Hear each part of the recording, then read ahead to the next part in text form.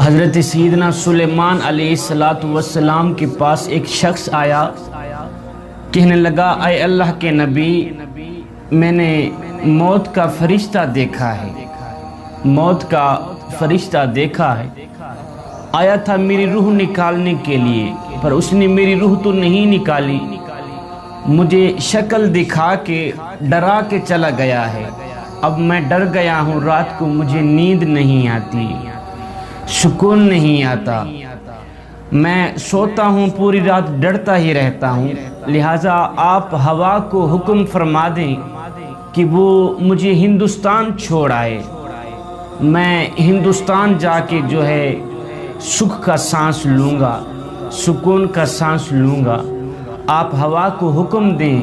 ہوا جو تھی سلیمان علیہ السلام کے تابع تھی، کہنے لگا کہ میں ڈر گیا ہوں، رات کو نیند نہیں آتی، اسی کی شکل بار بار میری آنکھوں کے سامنے آتی رہتی ہے، موت کے فرشتے کی شکل، لہٰذا آپ ہوا کو حکم دیں کہ وہ مجھے ہندوستان چھوڑ آئے، میں ہندوستان چلا جاؤں گا، وہاں جا کے جو ہے سکون کا سانس لوں گا۔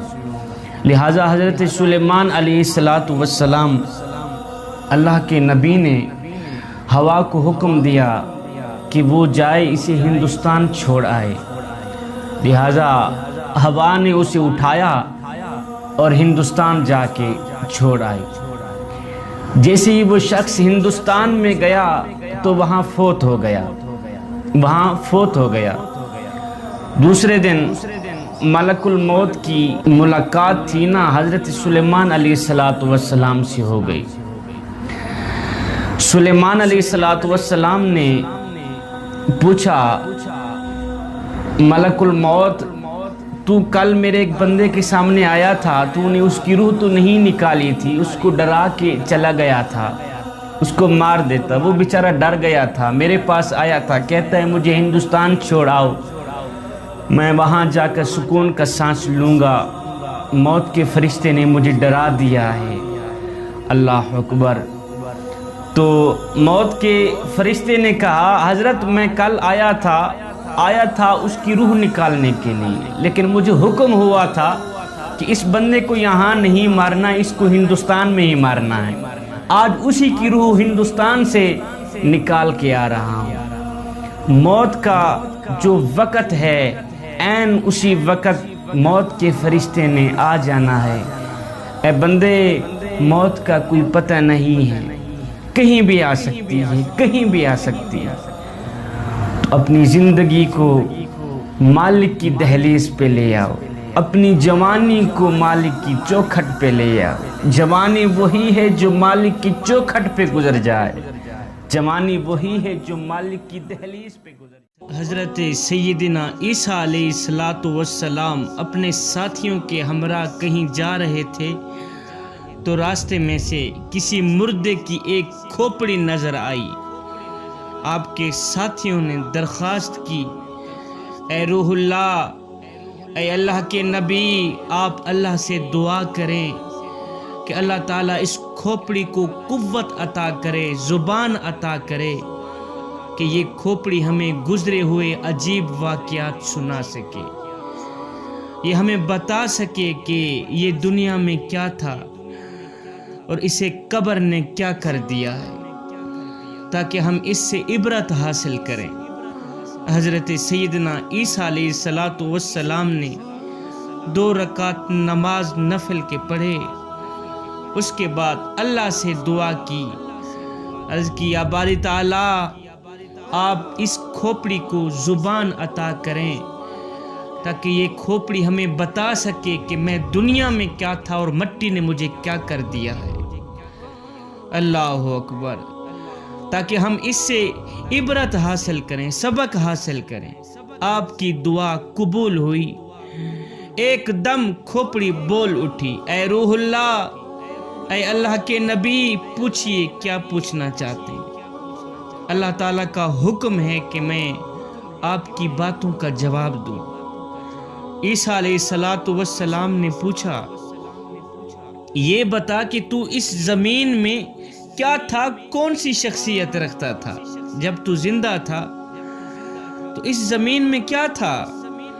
کھوپڑی نے جواب دیا، اے اللہ کے نبی، میں اس زمین کا بادشاہ تھا، بہت بڑا بادشاہ تھا، رئیس تھا، امیر تھا، ہزاروں برس میں زندہ رہا، ہزاروں اولادیں پائی میں نے، ہزاروں شہر فتح کیے، ہزاروں لشکروں کو میں نے شکست دی، اور ہزاروں بادشاہوں کو میں نے قتل کیا۔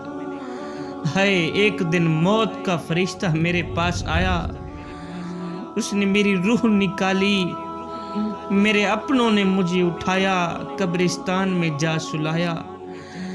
ہے قبر نے کیا کیا؟ قبر نے میرا نام مردوں میں تبدیل کر دیا، میرا موٹا تازہ بدن خاک میں ملا دیا، میرا لٹھے کا سوٹ کفن میں بدل دیا۔ اللہ اکبر۔ اے اللہ کے نبی، بہت بڑا طاقتور تھا، میرا نام تھا، میری شہرت تھی، میرے کاروبار تھے، میرے بزنس تھے، ہزاروں نوکر تھے، ہزاروں چاکر تھے۔ کبھی میں نے اپنے کپڑوں کو تو جہاں رہ گیا، پاؤں کو بھی مٹی نہیں لگنے دی تھی۔ آج مٹی نے مجھے کیا سے کیا بنا دیا ہے۔ کہنے لگے، اے اللہ کے نبی، میں نے اچھی طرح معلوم کر لیا ہے کہ زہد و تقوی سے بڑھ کر کوئی دولت نہیں، اور حرص و طمع سے بڑھ کر کوئی ہلاکت نہیں۔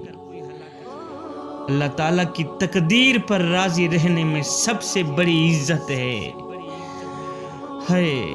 حضرت سیدنا علی المرتضیٰ شیر خدا کی اگر میں بات کروں تو حضرت سیدنا علی المرتضیٰ شیر خدا کے ہمراہ کچھ لوگ قبرستان سے گزرے تو حضرت سیدنا علی المرتضیٰ شیر خدا نے قبر والوں کو سلام کیا، ساتھ میں کہا، قبرستان والو اپنی خبر تو بتاؤ، پہلے اپنی خبر بتاتی ہو یا ہم تمہاری خبر دیں؟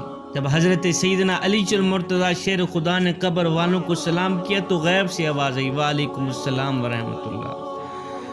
اللہ اکبر۔ اور یہ جواب بھی آیا کہ کوئی کہنے والا کہہ رہا تھا، اے امیر المومنین، پہلے تم ہمیں خبر دو پھر ہم تمہیں خبر دیں گے۔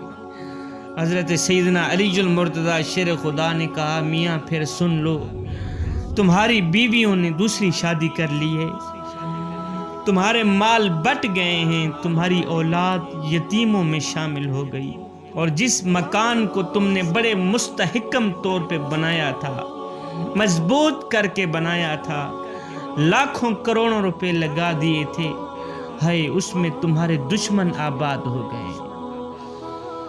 یہ سن کر ایک مردے نے اپنے یہاں کی خبر بتاتے ہوئے کہا، اے علی، ہمارے کفن تار تار ہو گئے، بال جھڑ کر بکھر گئے ہیں، کھالیں ریزہ ریزہ ہو گئی ہیں، آنکھیں بہہ کر رخساروں پر آ گئی ہیں، ہمارا کیا حال پوچھتے ہو؟